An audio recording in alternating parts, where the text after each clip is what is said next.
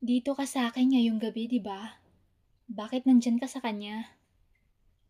Ako talaga ang legal na asawa ni Juanito. Sa simula ayos lang naman, di siya gumagawa ng kung ano-ano. Pero nang lumipas ang isang taon, pagkatapos ng wedding namin, doon na siya nagsimula. Yung unang pagkakamali niya ay nahuli ko siyang merong kachat. At ang nabasa ko pa ay magkikita sila sa bahay ng babae. Paano pala kung hindi ko siya nahuli? Sigurado, may magaganap na di ko inaasahan. Kaya talagang simula noon, binantayan ko na lahat ng kilos niya. Sobrang inis, sakit ng loob, galit at paghahanap ko sa sarili ko nang gawin niya yon sa akin.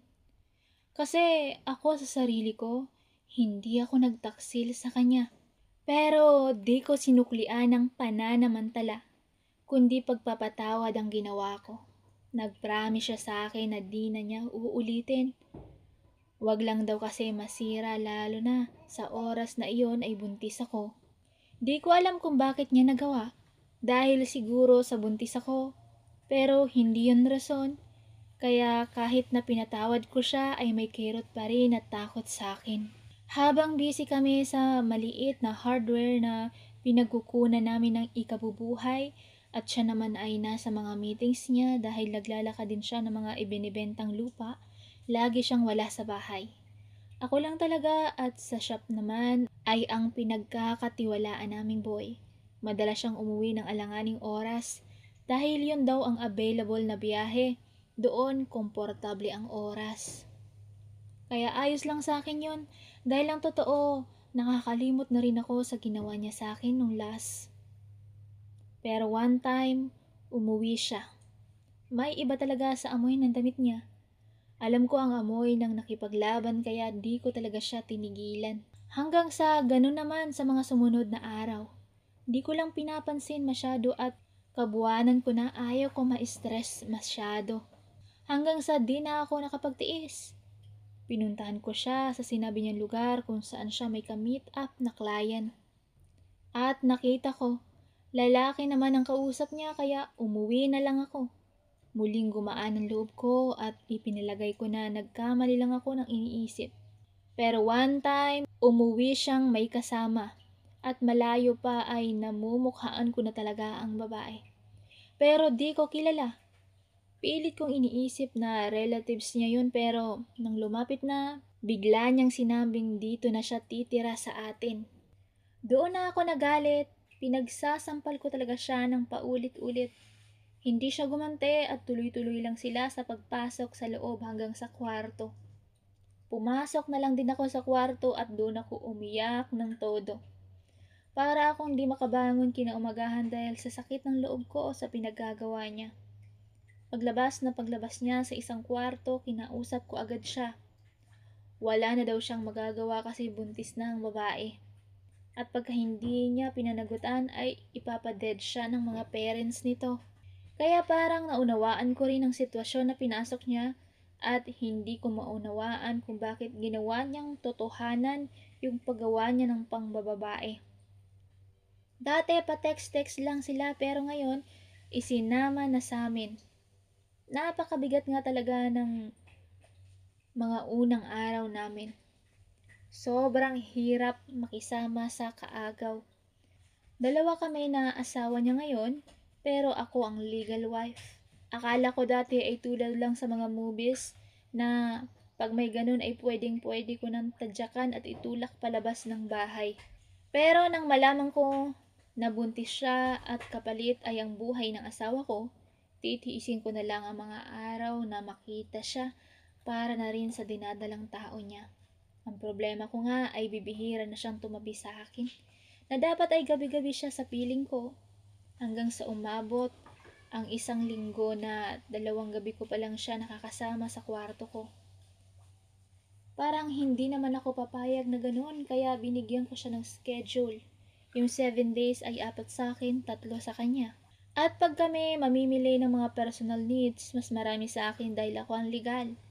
Ni minsan di ko siya nginingitian dahil napakabigat talaga ng ginawa nila. Gusto ko araw-araw siyang sumbatan, saktan at sabihan ng masasamang salita. Di ko lang magawa dahil kapag ginawa ko yung tiyak na aalis siya at malilintikan ng asawa ko.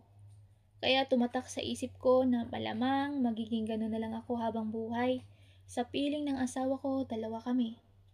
Naisip ko, bakit hindi ko i-enjoy ang buhay ko na dalawa kami nakasama niya.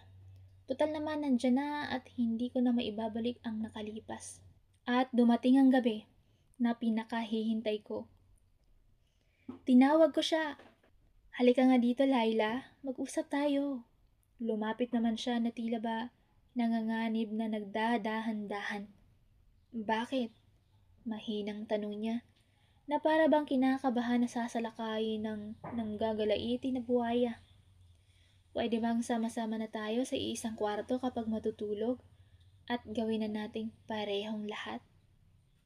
Ginawa ko yung kasi gusto ko nang sumaya at maka-experience ng bagong pangyayari. Nagkasundo kaming dalawa nang hindi yun nalalaman ni Juanito. Gulat na gulat siya na dumating. Sinalubong ko siya ng kakaibang saya, kaya nanibago talaga siya. Bakit kayo magkasama dyan at kailan pa kayo naging close? Wala. Napagkasunduan lang namin kasi ganun din lang naman magkakasama tayo pero walang imikan. At least ngayon okay na kami. Iisang pamilya na tayo. Hanggang sa malapit na siyang manganak. At 1 month before ay ako na ang tumutok sa kanya. Buhay nga naman. Biglang nababago ang ihip ng hangin. Lalo na last day niya. Talagang nagkaroon kami ng bonding na hindi niya malilimutan. Dahil may alam na ako na ang sumusukat kung malapit na ba kami tumakbo sa ospital. Pero habang ginagawa ko yon, may iba talaga akong naiisip. Hindi ko lang sinasabi sa kanya. Siguro aantayin ko na lang na makalabas ang supling niya bago ko aminin ang nararamdaman ko sa tuwing kasama ko siya sa kwarto. Mukhang nag-iiba tuloy ang tipo ko. Ito na ata ang sign na di ko expected sa buong buhay ko. Nang iiwi namin siya sa bahay, parang pinagsilbihan ko siya ng sobra. Kaya naman napamahal siya sa akin. Nang makuha ko ang loob. At pwede na rin siya makipaglaban. Habang abala si Juanito sa kanya ay inaya ko ni Juanito. Sumenyas siya ng halika dito. Agad akong bumalikwas at lumapit sa kanya. Mukhang iba ang magaganap. Ganun pala pag nakikita, oo, mismo sila. Hindi ako makatiis maging si Juanito sa palagay ko ay mag-i-explore din ng dalawahan. At sumalang na nga ako. Ibang pakiramdam, parang dati ay napapanood ko lang ito. Dahil close na kami ng kabit niya, naging madali sa akin ang gawin ang gusto ko. Ginawa ko nga ang gusto ko at kitang-kita ko naman na gustong-gusto niya rin iyon. Habang walang pag-aalinlangan din na umaatake itong si Juanito at doon na nagsimula ang masasayang gabi namin. Kinaumagahan, di pa kami napaawat habang umalis si Juanito ay kaming dalawa naman. Iba kapag kaming dalawa lang, kuwang-kuha namin ang kakaibang mga moves. Parang isang tunog ng palakpak na pabilis ng pabilis hanggang sa sanay na kami. Tuwing aalis si Juanito, ganun ang ginagawa namin. At kaming dalawa lang ang nakakaalam nun. Siguro kung hindi ko binago ang pakikitungo ko sa kanya ay habang buhay na akong nakataas kilay tuwing nakikita siya. At laging nakikipag-agawan sa oras ni Juanito.